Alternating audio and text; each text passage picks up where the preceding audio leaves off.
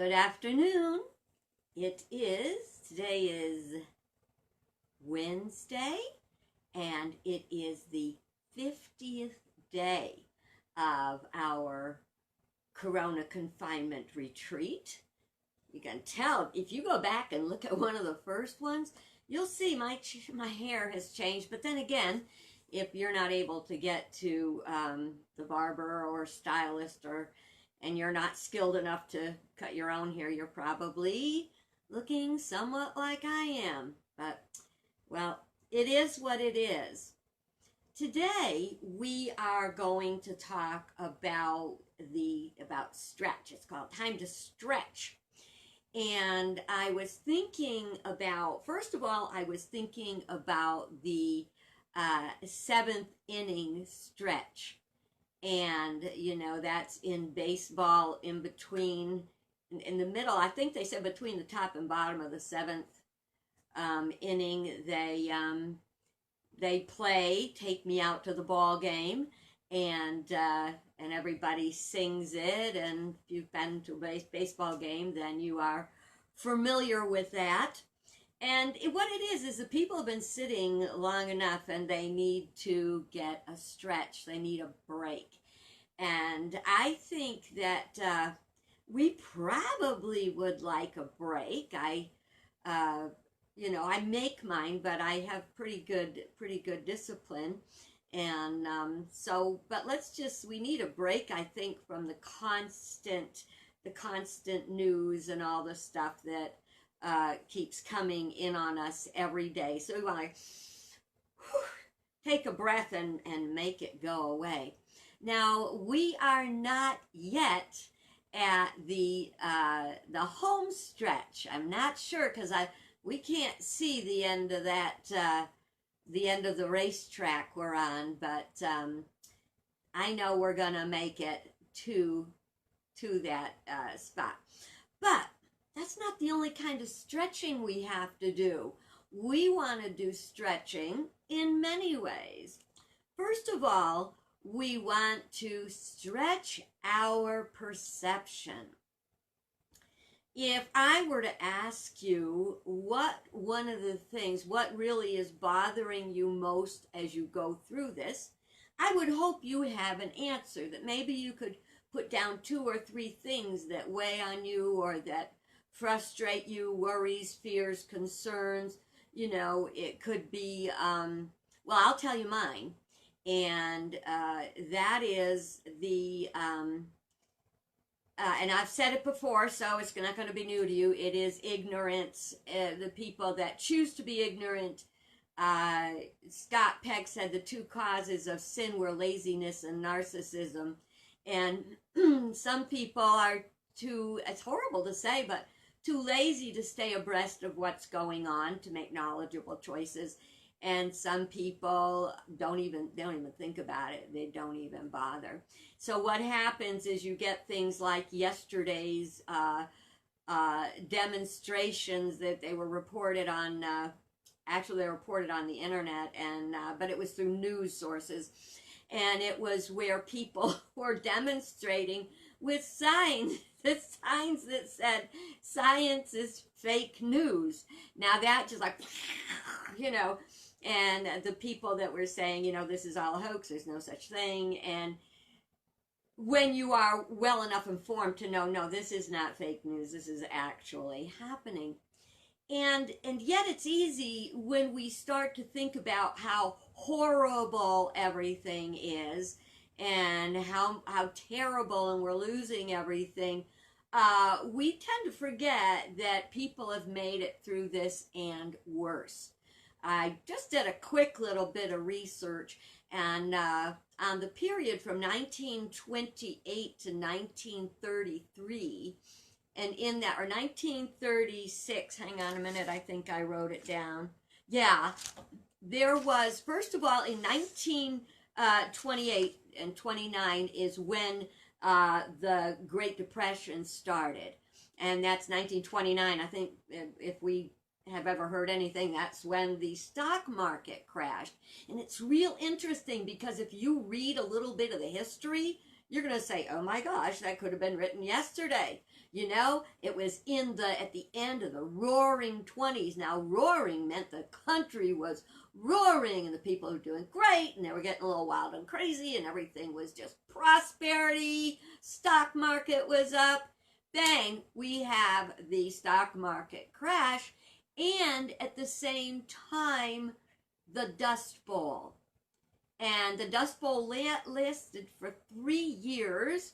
That was from, 6 years, from 1930 to 1936. And the Great Depression was 1929 to 1933.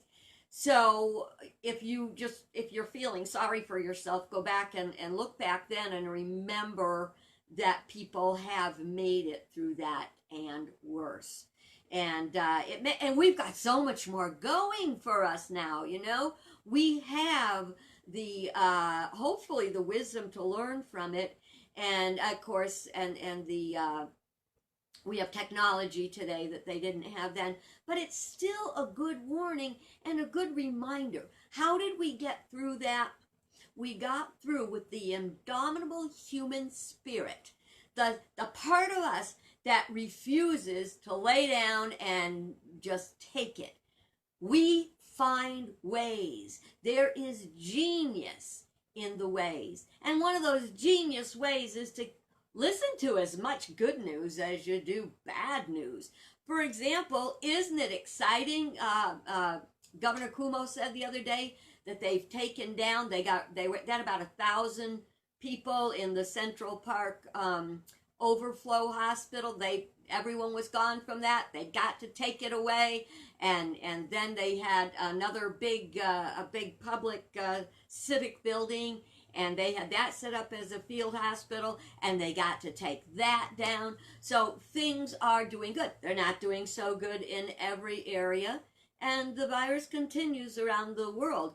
But at the same time, so many people are doing so many good and wonderful things, and that doesn't limit us. But we have to stretch. It's time to stretch. So one of the things we want to stretch is our mind. And I just said that with our perception. Learn a little bit about what people went through before, and you get great ideas about how things can go today. Also, if we align our mind to our higher consciousness, that's where all the good ideas are. Not down in lack and limitation and misery and isn't it awful, but up there in, like that old song said, I don't know what year it's from, but I think it's right as the Depression was ending, but it's like, happy days are here again. You know? Yeah, they're coming. And they are coming. So we want to remember, as we're stretching our mind, we want to recreate, not vegetate. Clever, huh? We want to use our creative energies to help us get through things, to find solutions. Somebody posted a thing the other day that said, when you think of your grandmother, what do you think of? Well, one of my grandmothers passed away when I was only 6. But I do remember she always had chocolate bars in her drawer. And when we'd go over, she was probably, I don't think I ever remembered her being well. So she would be in her bed when we go to visit her, and we'd get some of those chocolate bars out of she'd give us the chocolate bars out of the drawer.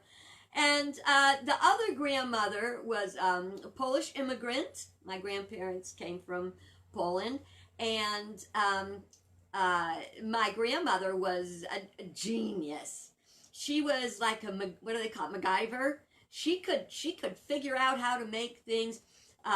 They didn't have a doorbell in their apartment, so when she was in the front room watching TV, she hooked up a little chain to a bell, and the people would she made it go to the outside door, and the people outside the door would pull on the chain, and it would ring the bell in the living room, so she'd be sure to hear it.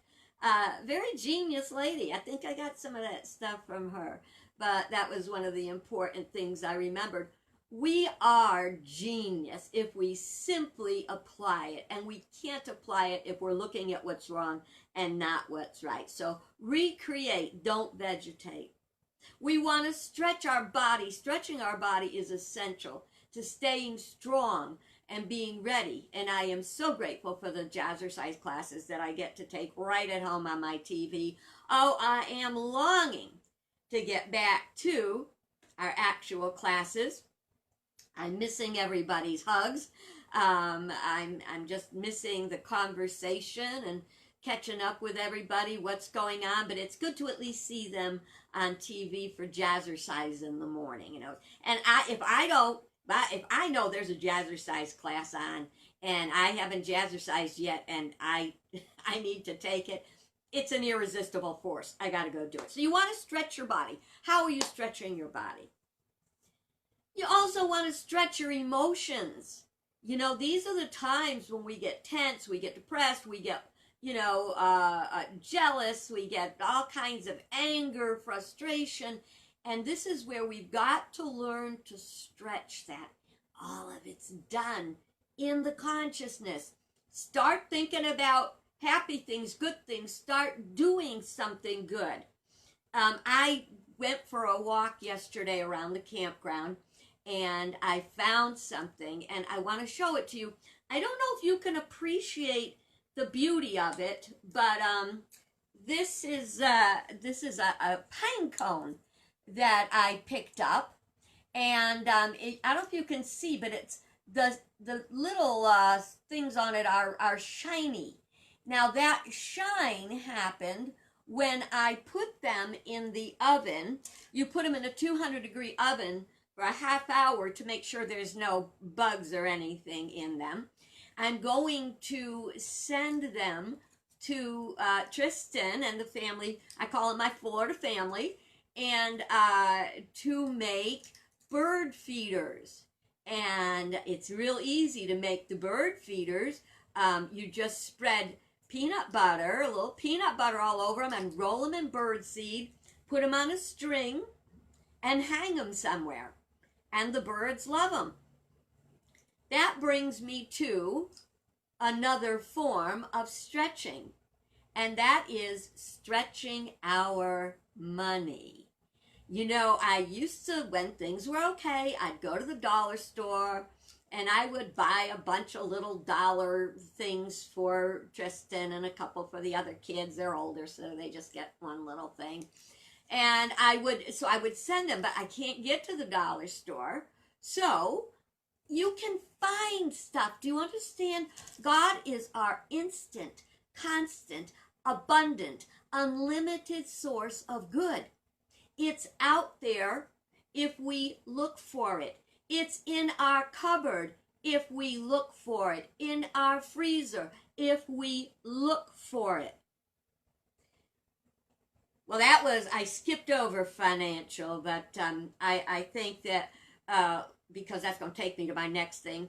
Financially, well, we're not running around in the car, so we're saving money on gas. Some insurance companies are even kicking back a little bit to the customers because they're not using it, and the accident rate is going down, so they don't have that much money flowing out to that. They still make you pay your premium, but they're giving something. We can all give something. To those of you who are still working, I urge you from the bottom of my heart and soul, give. Give.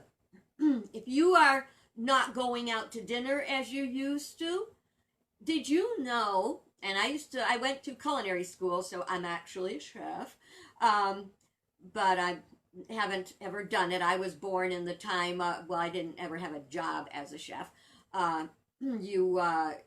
In those days, you were raised to believe what a girl did was grow up, get married, have children, and live happily ever after, which doesn't necessarily happen that way.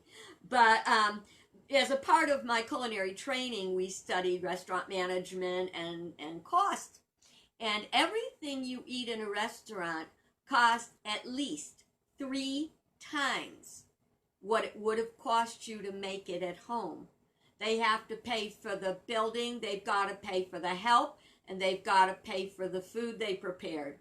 And they've got to pay their expenses and their taxes. So every time you don't eat out, you save money. So you have, therefore, number one, you have the money to share with someone else.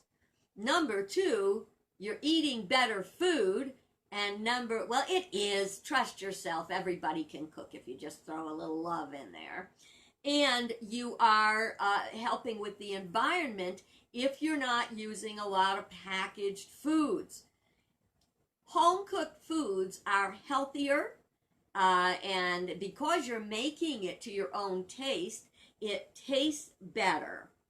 So, so don't look at just everything as, oh, I can't go out to eat. Look at the good part. Like I said, I think I said it yesterday, you can't get flour. A lot of stores, I ordered some flour, I got it. But because people are baking. Why are they baking? Baking is a comfort food. But there's other comfort foods that are good and they're at the same time healthy. I remember my mother-in-law, Addie, she lived on a farm. Bless her heart. She was the only girl in a family with 8 boys, and she was right in the middle. Her mom died when she was, I think she said 7 or 8, and she had to help raise those 8 boys. But she was tough, and they lived on a farm, and they lived off the farm. They lived from what they produced. And she would talk about when it was time to slaughter an animal. But she always said, we ate everything but the squeal. That they found a use. I remember my dad, one of my dad's favorite things was head cheese. He loved it. But the thing is, we waste so much. And when we waste, that jacks up the cost of everything we eat. You don't have to eat everything but the squeal to save money. And I will tell you something, some of the best things we have that we love to eat, like a lot of people love goulash, made with leftovers usually. You like hash? Definitely something that evolved from leftovers. How about chop suey? The story about chop suey came from, it said that some military men, just after World War II, they went out to get something to eat one night. They went to a Chinese restaurant, and it was very late. They were just about closing, but the people from the restaurant did not want to not serve the military guys. So the chef went in the kitchen, took a bunch of everything he had left over and stuff that he hadn't used yet, and tossed it all in, and out came chop suey. And chop suey became a very popular dish. The idea is to stretch your resources. Now, if you don't know how to cook and you don't know how to stretch your resources, I can tell you one thing that works all the time. That is sauce. If you can make 4 sauces, you can stretch anything, and boy, can you stretch it far. The sauces are a white sauce, a brown sauce, an Italian sauce, and a Creole Mexican sauce. So if you can make 4 sauces, Spanish sauce, Italian sauce, white sauce, brown sauce, you can just take whatever you got, throw it in the sauce, put it on pasta, put it on rice, whatever. You know how many things can substitute one for the other? It's so easy. I got a very funny story. Last night, my sister called me, and she said, "Did you eat yet?" And I said, "No, not yet." She said, "I'm going to meet you by the mailbox. I want you to try what I made for dinner." So we met at the mailbox, and she handed over the container, and I came back up, and I looked at it. It looked like potato pancakes. I said, "Oh, this looks kind of good." So I tried it, and it was very tasty, but she wouldn't tell me what was in it until after I tried it. That makes you nervous, doesn't it? Here, try it a little bit of this. Oh, I won't tell you what's in it till after you try it. Probably liver. No. So I tried it, and I called her back, and I said, okay, what was in it? And she said, well, we were trying to clean out the fridge and figure out what could be used and what couldn't be used anymore and stuff like that. And, we're looking at supper, and I said, well, let's see, what have I got in here? And so she had a little rice, and she had some stuffing, like stuffing from making stuffing, bread and spices and stuff like that. And she had some eggs, and lo and behold, she mixed together the leftover rice, the stuffing, egg, mushed it all up together, and made these incredible pancakes. They were great, and they were tasty. It's in stretch your imagination. I know people that like meat, are very upset about the meat shortage. Do you think this is the first time there were meat shortages? Go back to the videos I talked about the other day about rationing during World War II. But you can take this much meat and you can feed a family of 4, a family of 6, a little rice, a little pasta, a little sauce, a little veggies. You can do so many things. Stretching is going to prosper us. And that's the truth. I started out talking about the difference between reality and truth.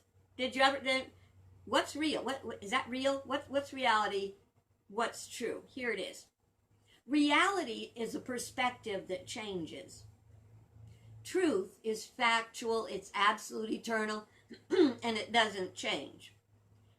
You probably heard this story before, but maybe you'll get a different look at it today. It's the story about the 3 blind men who were trying to describe an elephant. And one touched its ear and said it's thin and it's leathery and it's kind of floppy. And the other one said, oh, no, he had the trunk. He said it's thick and it's round and air comes out of the end of it. And that's what the elephant would breathe out. And the third one said, no, he had the tail. He said it's like a rope. So reality for the blind men was based on what they knew. But the truth that all of them had their hands on but didn't realize, get it? Realize, is it's an elephant. Nothing about that elephant changed, except as the men would choose to explore it with what they did have, their other senses, their eyes, their ears, their sense of touch, their sense of smell. Heaven forbid, one would hope that their sense of smell would let them know not to try to taste it. But do you see? So your reality is not necessarily the truth. It's your truth based on the resource you have. To have a greater understanding of truth, you have to look at that which is absolute, eternal, and unchanging. To me, the absolute, eternal, unchanging part of this is what we have started, what we are in, we will come through. I've got one last thought that you probably, you might not like it. That never stopped me before. Okay. One of the lessons I believe we're getting from the coronavirus is this. We were given everything by a loving creator. Everything. Beautiful planet, opulence, deliciousness, senses to enjoy it. We were given everything. We were given people to love. We were given an inventive mind that created all kinds of things. But over the course of time, we lost an attitude of what really matters. We didn't truly appreciate what we had. The fresh air, the people in our lives who now we make us want to pull our hair out, you know. We didn't appreciate it. So, as a loving energy, it was taken away from us so that we could learn what we had. And I believe that when we really get what we appreciate what we had, it will come back to us. No, it's not a punishment by God. It's a lesson. Your teacher in school didn't hate you because they gave you a test. They wanted to make sure you were getting what you needed. And I pray that maybe today I gave you a little something you needed, a little something you could use. I hope you have a great day. I hope you use your creative energies. Stretch. See what you can stretch. And I just hope you'll come back and be with me again tomorrow. You came in late, remember, you can always just wait a minute after we're done and watch from the beginning. You can watch it on the YouTube that I'll post later today. Remember to click subscribe and you'll never miss one. God bless you, my friends. Have a good day.